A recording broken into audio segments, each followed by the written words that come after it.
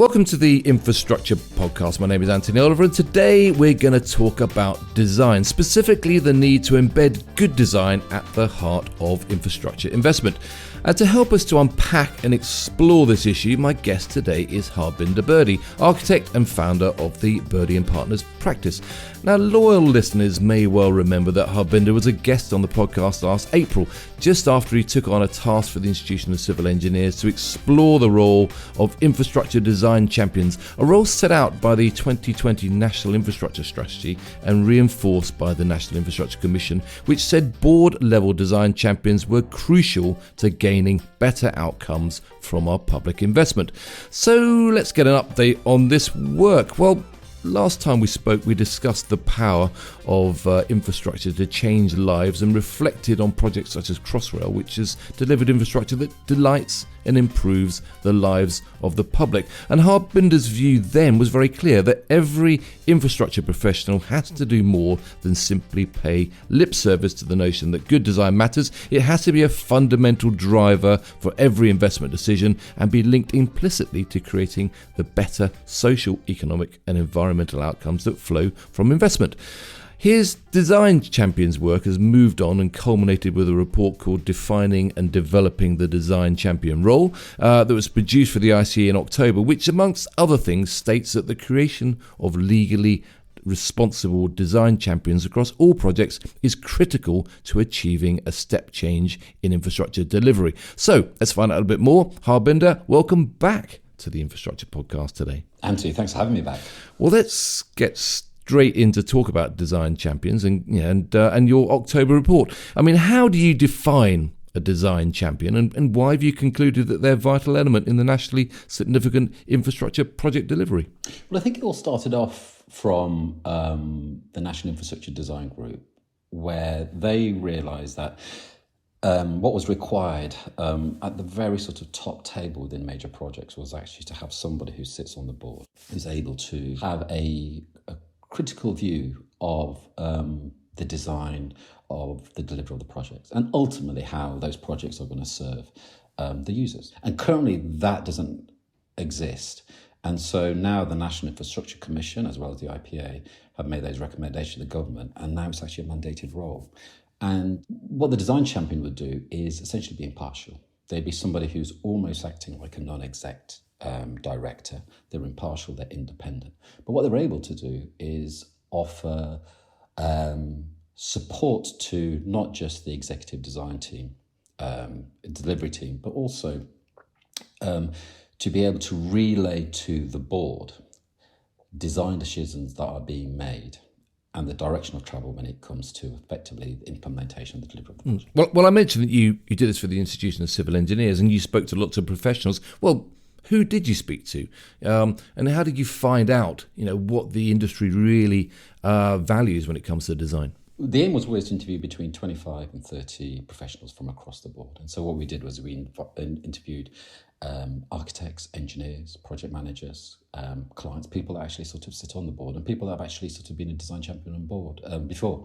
And these organisations came from everybody from the RICS, RIBA, ICE, but also they were contractors, delivery partners.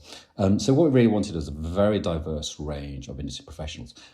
But we have to stress that the interviews weren't meant to be quantitative. There wasn't a specific checklist with what it was a 45-minute Q&A. It was a question, it was a discussion. What we're trying to do is get qualitative outcomes, insight from these industry professionals in terms of the value of having good design, but in particular the quality of the individual as a design champion and how they would be able to shape major projects. Right, so that's a key thing. I mentioned at the top it's about actually building that design in so it gives you better social, environmental, economic outcomes. It's about practically you need to bake that into the planning process, I suppose. You do. I mean, and in a way with major projects, if you look at the hybrid bill and the DCO, Development Consent Order, they are baked in to planning requirements. So when you take a scheme up to effectively concept or planning stage, there has to be a requirement in terms of developing the design where typically you'll have an independent design review panel review those designs, and you'll be asked to consult with a range of stakeholders in terms of the local authorities regarding the design quality before it moves on to the next stage. What we're saying here is that actually the government has now mandated that there needs to be a design champion on the board of those major projects. And actually that works well in the sense that that design champion is able to then report to the government regarding the progress of the project. Right. I mean, you talk about setting the right brief and setting the right design vision. That leads me to two questions. I suppose who really is best placed to do that, and how do you describe this notion of good design? Well, I think the design champion is there as a professional or independent individual who actually has experience of the design and the delivery of major projects. So they sort of understand how projects are both procured and delivered. What they're ultimately doing is supporting the executive client design team and procurement team to establish effectively a brief for how this project would be delivered based on the client's vision and requirements. Now, there would be contractors and architects and engineers and a whole raft of specialist designers that are going to be implementing the design. But what the design champion is able to do impartially and report back to the board is to be able to set the ground rules in terms of the trajectory of travel. And that was done on Crossrail, that was done on Thames Tideway, and it's currently being done on the HS2. The difference with those three major projects, which is over about £100 billion, is that actually at the moment, on all three projects, at board level, there was never a design champion. And the problem there is that, because you're not just talking about what it looks like, you're talking about the way that it all hangs together as a system, but you're also talking about how it actually impacts the public and impacts the whole of society that operates around that bit of infrastructure. Exactly. And I think that's where the next stage of the ICA Design Champion journey will go, is actually finding those individuals, meeting with major projects, discussing the role with the chairs of those major projects, and in a way to allow major projects to understand what the role does and also how those individuals be embedded.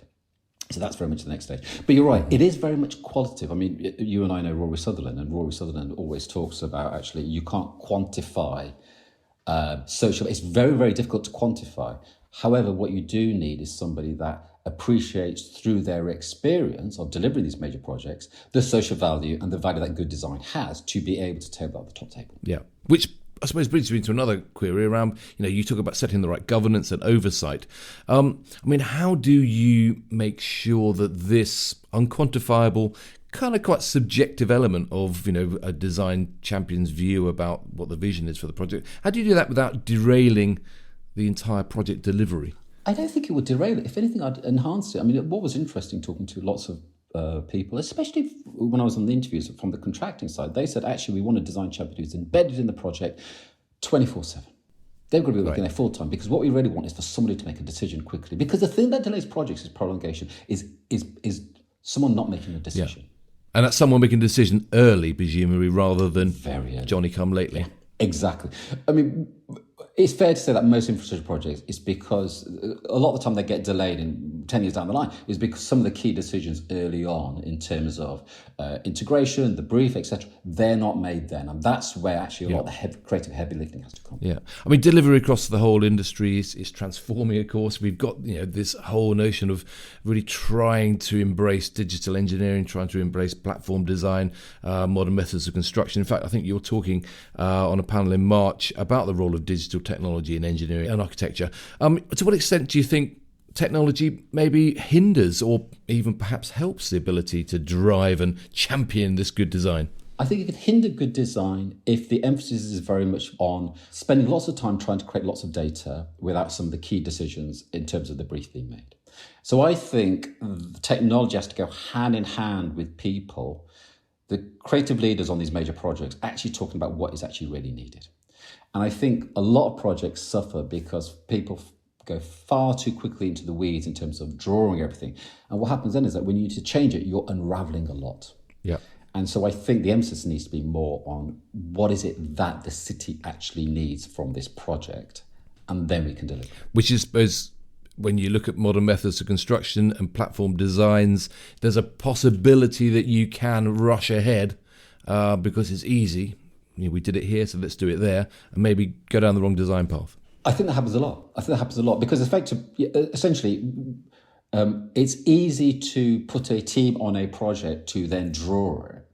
What's really hard is to have lots of conversations about what is actually really needed with all the stakeholders, which will be everything from procurement to planners to the local community, etc. They're very difficult conversations to have because you're essentially having conversations about something that will be there forever. Mm-hmm. And I think those conversations need to be more creative, richer, etc., more open. And then after that, we have the technology to be able to then deliver these projects using MMC. It's been proven on Crossrail, it's happening on Tideway, and they're happening on HS2. Let's talk about what actually defines and actually the attributes of this role. You say the design champions must have the right skills and the right attributes. Is it essentially we just need to make sure that there's a load more architects involved in engineering projects? Is that as simple as that, Harbinder? I couldn't possibly. The RIBA would love that to happen, but I couldn't possibly comment. No, I don't think that's the case. What was very interesting talking to lots of engineers, they were saying they actually went into the profession because it was highly creative. And a lot of them actually were saying that what they struggled with is the amount of process that they have to go through, where the creativity was being stripped out. And actually, I think what's happening is in the industry is that there is a division between the architects and the engineers, and people go into silos. And if you look at a lot of people that talk about major projects, they always talk about system working. And actually, this individual could be an engineer, it could be an architect, it could even be a surveyor or somebody else from the building industry. I think what they do need to have is an appreciation of the specialisms that are required and where there needs to be more emphasis regarding creative ideas within those various specialisms. So I see this role actually for major projects is ideally suited really to an engineer. Oh, right, yeah. Who has an appreciation of what the multidisciplinary team need to be doing. And I imagine that this report that you've put out is maybe a precursor for some change in the way that engineers and architects are educated to bring them together. I think so. It feels to me that when architects and engineers are being trained, I think there isn't enough overlap in terms of, we are tested usually in academia for the work that we do as an individual, and yet we know on major projects in particular, it's a collective. It's a group of people. So actually, I think the skills, and with AI, etc., and the whole technology will be doing CATs and a whole raft of things, I think the certain skills that you need to have as a designer in major projects is to have creative empathy, to understand. If you're going to do system working well, it's understand what the other creative things and the conversation you need to have to solve it. The reason I mentioned the bringing more architects is you mention individuals in the report, such as Sir Nicholas Sirota, a board member on the Embed Delivery Authority, architect Claire Donnelly on the Thames Tideway Tunnel project. You give them as examples of champions that have made a difference.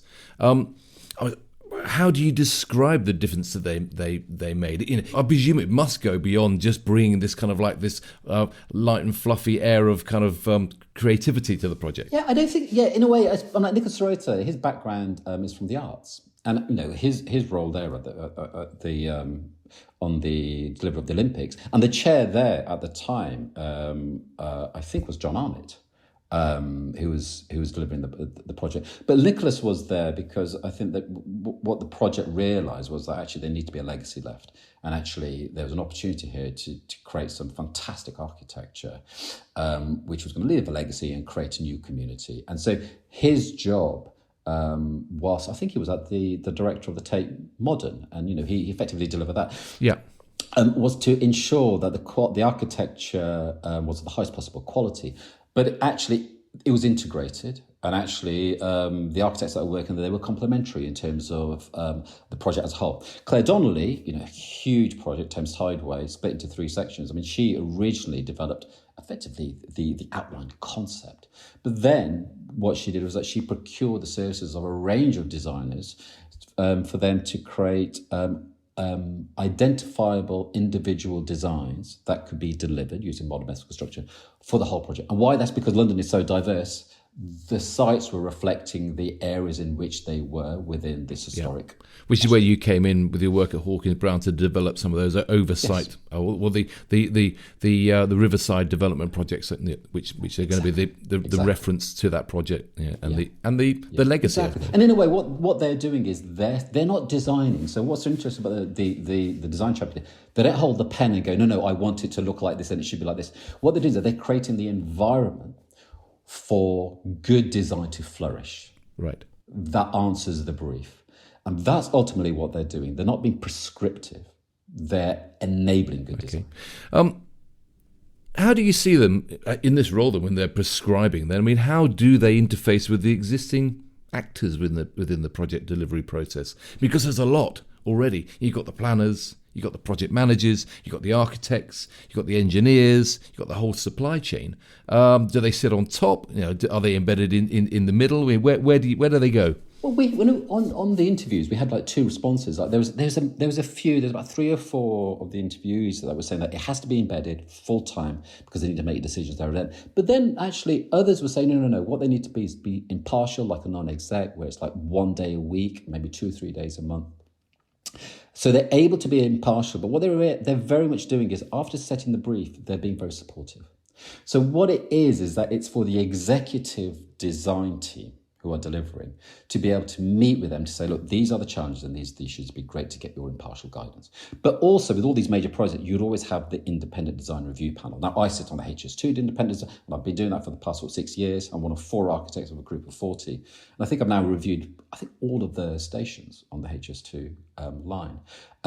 And what the design champion will be doing is gaining commentary from the design review panel as well as the executive team, and then giving guidance in terms of the direction of travel to the delivery. Right, okay, yeah. So it's in many ways an intermediary between that whole process. And it's somebody where the executive team are able to meet regularly and feel as though that the design champion is being supported, able to challenge them as well. Mm-hmm. But effectively, it's somebody that isn't threatening. Yeah. It's somebody that is there to help. Because you say that the role should report to government, but also it's an advisory role. Very much so. So there's a bit of a balance there. Yes. There's a balance there between how much power then they actually have and wield over the direction of the project. Yes, I mean, and in a lot of sort of like but in the civil service, a lot of sort of government bodies, they typically do have like independent parties that do advise. And obviously with these individuals here, and there was talk, well, do we actually need 2 potentially, as in like these projects might take 10 years. Do they need more support? What is it like to actually be by yourself? And so that's why I think picking this individual, I think, is key. And then we can imagine there'll be a collective of them and they'll be able to sort of meet as well. So you almost, I'm not saying like the grand jury, but what you've got is individuals that are sharing knowledge and expertise, which they're able to then transfer onto their projects. Well, let's build on that, because I know that you're a year or so out of Hawkins Brown now, and you seem to have developed quite a portfolio career. You mentioned the fact you're doing design reviews on HS2 and all sorts of other things. But one of the key roles is you're a trustee of the Lyric Theatre in Hammersmith, where I believe you're actually also a design champion there for some of the work they're doing. So tell us about the role. As a design champion, what do you do? Well, it's fantastic because I used to be, I live in West London in Ealing, and I used to be a trustee of the Pitsanger Manor Gallery, which was designed by the infamous architect Sir John Soane, and this is his country home. And I helped commission a new building, which is part of a Grade 1 listed building in Ealing. And when my term there ended, I was invited to become a trustee of the Lyric Theatre in Hammersmith. And I'm not a thespian, I don't normally go to the theatres, but the chair of trustees there is a lady called Lorraine Hegarty. She used to be the first female BBC One controller, and she realised that actually the Lyric Theatre, which is it's a large theatre and a community arts facility in Hammersmith and Fulham, it's a big estate, and actually there was no one on the board that actually had experience of the built environment. And so there was an open call to have a trustee who has a built experience background. And so I applied, and so now I'm very much involved I'm the board level sustainability champion. So I've been trained regarding sustainability credentials within the arts and theatre, and what I'm able to do is provide governance in terms of if anything needs to be done to the building, how do you do that so that it requires the lowest amount of carbon and it has the highest benefit in terms of the user experience. Right. Yeah.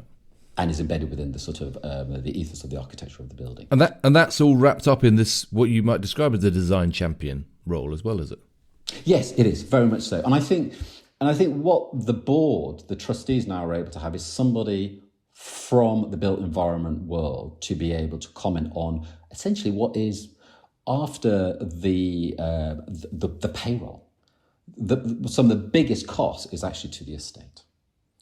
And especially as it's a charitable organisation and it's been run by the local authority as well, how do you upgrade the building for the lowest cost with the highest value? Interesting stuff. Of course, you're also a visiting professor now at Cambridge, advising on a newly created Masters in Design course, which is an interdisciplinary course blending architecture and engineering and the arts. I presume you bring more than just a polo neck jumper. But it is that you actively, I suppose, living this process of training the design champions of the future? I think it's a fantastic course. I think it's the future. I mean, I'm a really big fan of the apprenticeship. I sort of lecture on the apprenticeship course at Cambridge University, and I think apprenticeship is the future. Now, when I mentioned John Soane 200 years ago, the reason why he was a genius was because he actually learned on the tools. He was there as an apprentice, and he was basically working and designing at the same time. The MDes role is actually a blend of architecture, engineering, and the arts. What it's really doing is creating the polymath. So 500 years ago, Leonardo was a polymath. Mm-hmm. We look at his sketch of the helicopters and he does art, etc. What's happening in the industry now is more and more people are becoming specialised. And actually with AI taking over that specialisation, I think what the world will need is the polymath. And they're rare. They're really hard to find. So what's great is Cambridge has now basically said, we are going to create the creative built environment polymaths of the future. And I think about, my son who spends far too long sort of on Minecraft creating these worlds. But for instance, what they're doing in their network is a combination of engineering, architecture, art, science. Mm-hmm. It's all coming together. Yeah. So at the age of 15, they're already doing it. And actually, it's what the world really needs. And I suppose the problem is that our system of training actually breaks that apart and takes people down separate silos the moment you start training. Exactly. And I think what happens then is that creates more barriers because you feel as though you can't challenge or have a conversation with somebody else because of their specialism. So I'm very much of the Rory Sutherland view, which is actually for somebody to actually think about the whole, which is actually system work. Yeah. It's system thinking. Yeah. What else are you doing? Are you doing any architecture nowadays? No, there are loads of great architects. What I do is I work with architects and I work with engineers. And so I'm the role that I do now is actually, I suppose in a way, is the sort of polymath. And I look at their proposal and I have conversations with clients regarding what it is that they need. So I'm very much now advisory client side, but also I'm working with Ealing Council at the moment. I mean, what's been fantastic is working with the regeneration team in Ealing in collating a network of architects and engineers. And we held a 1.5 day workshop where I convened all the black polo-necks in Ealing to basically shape, to comment on how they want to see their borough evolve. And it's been very progressive of Ealing to say we're going to have local creatives talk to us about how they want their borough to be because they walk the streets, they know. And so what's really interesting is now working and advising clients on how do you bring the best individuals together for this particular brief. I mean, you also talk in the report about measuring and evidencing design value. And you said at the start, it is a very subjective issue. To what extent is, good design necessarily unmeasurable? It is. I think that's really the next stage. I mean, a lot of people at the moment are talking about measuring social value, which I think is a real sort of challenge. Like, if you create a bridge, what is the benefit of that bridge in real terms in 25 years' time in terms of development and a whole raft of things? And I think it's very, very difficult. I always talk about the Elizabeth line, where when we designed it for 440,000 people a day. I think it peaked at 700,000. I actually mentioned to some of the transport planners, and I said, why did you get it so wrong? They never had an answer. But it's really, because there's this weird unknown. It's like, we were asked to design a world-class stage, metro. So we did. And everybody goes, oh, actually, we'll really want to use it more than the original network. So it's very odd. But I do think if we can find a way of almost putting a metric to some of the decisions that we make, and allow for some unknowns. Yeah. Well, what did you learn What did you learn from your experience at Crossrail about quantifying the investment that was made in that good design? Because you did a lot of work about colour, about wayfinding, and about actually orientating people in these huge stations. Is that what it's all about? I think so. I mean, I think it's always difficult to know how people will actually really respond. For instance, if we knew that it was going to be this popular, would we have made it bigger? I still remember 10 years ago, people saying we don't need it. Yeah. There's some preeminent people saying we don't need to have a good-looking, attractive, well-designed station. It just needs to be purely functional. Clearly, the public thought different. Yeah.